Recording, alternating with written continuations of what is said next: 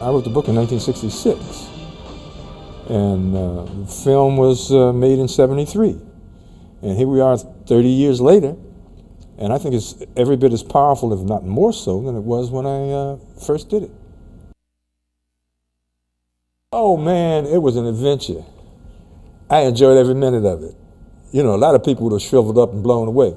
But man, I was exhilarated. I'd go home and go to bed and wake up vibrating.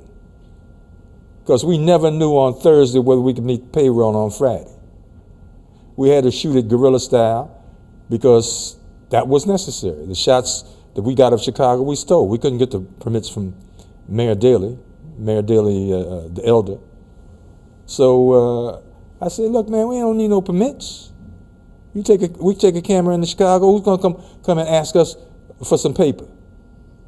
So we went in and we shot one scene on the L platform on 63rd and Cottage Grove, which is in the hood where I grew up and where I still live. How did we shoot it? We paid and went through the turnstile. And then we wanted some shots of the L moving, so we got on the next L that came along and went up to the front and pointed the camera out there and shot that. All the scenes in Chicago were theft. It's guerrilla cinema.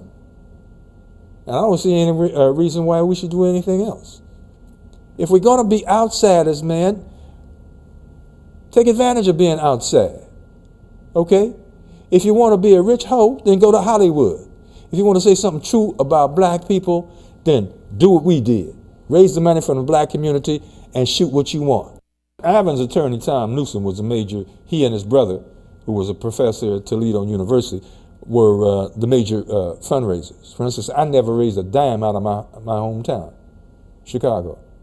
And I know some of the richest niggas in Chicago. Wouldn't touch it. You know, some of them I haven't spoken to since then. Tom and Dan, his brother, raised the money. And we put every bit of that money into shooting the film. And we raised about $850,000 from blacks. As I recall, UA put up completion funds, and it was less than $200,000. Black films ought to be about black people. They ought to have the same criteria as white films. Financed by, written by, produced by, directed by, distributed by, in theaters that we own if possible.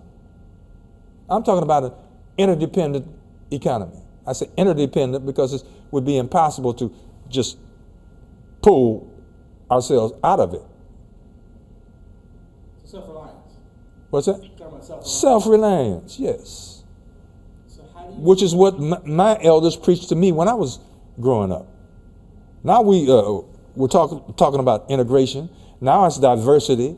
And the latest thing is reparations, which ain't nothing but begging for crumbs from the white man's table. And we ought to be about the business of building our own tables and baking our own bread. I want people to think. And out of thought, concerned action. You don't act first and then think. You think first and then act. That's why we were given brains. That's why we don't act instinctively. And when we do, we're wrong. Whichever way they go, I want them to think about what I've had to say. I'm not trying to recruit anybody. I'm not trying to proselytize. I'm not trying to convince anybody. I want to shake up the mind. I want people to look at that movie and go out of there thinking. And I think I've accomplished that purpose. I can sum it up in one word: crossover. Okay? When black artists were more concerned about attracting a white audience than entertaining the black audience, they stopped being entertainers and became hoes. Okay? Billie Holiday, Dizzy Gillespie, Miles Davis, they weren't concerned with the color of their audience. They knew who their audience was. If the white folks wanted to come in there and buy their records, they were welcome. But they were not playing for white folks. The bling blings are looking for a white audience. Okay? And I feel just like the entertainers and musicians that preceded me. I wouldn't give a damn if nobody white ever read my book. If they do, I want them to pay for it and get my royalties. And if they get something out of it, I say, fine. But my audience is not white. I don't write for black bourgeois intellectuals. I write for the people on the block where I live. Well, man, if you don't belong someplace, get the hell out.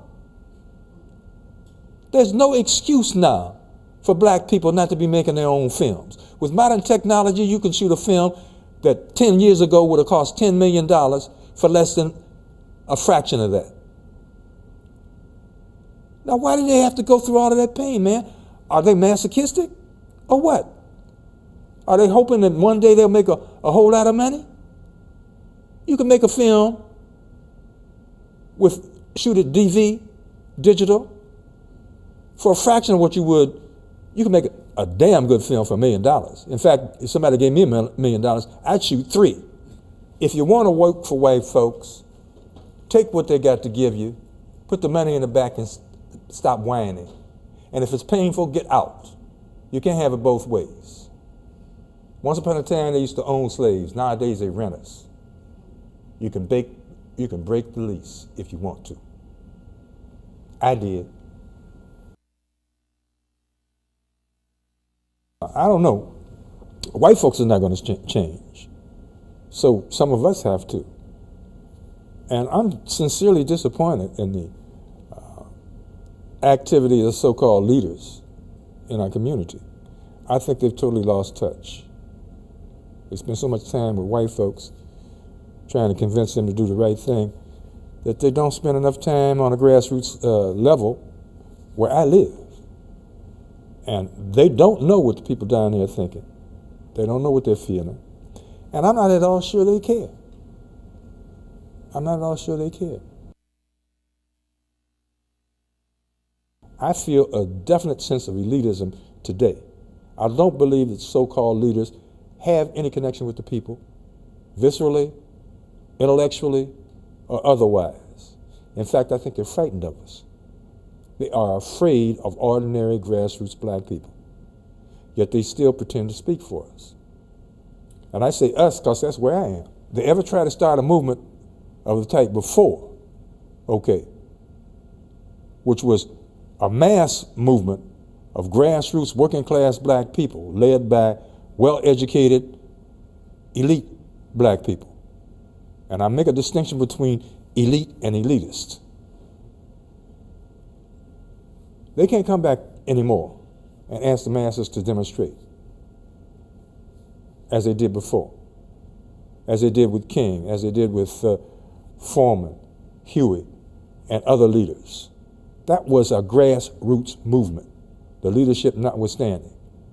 I'm going to get the last laugh on all of those people, the whites and the blacks, who tried to break me.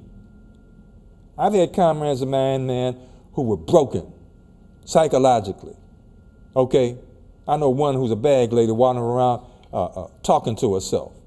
I know people who killed themselves. I know others who went crazy. But look at me, man. I'm healthy and happy and having a good time. And if I never made another film, look at the film I made.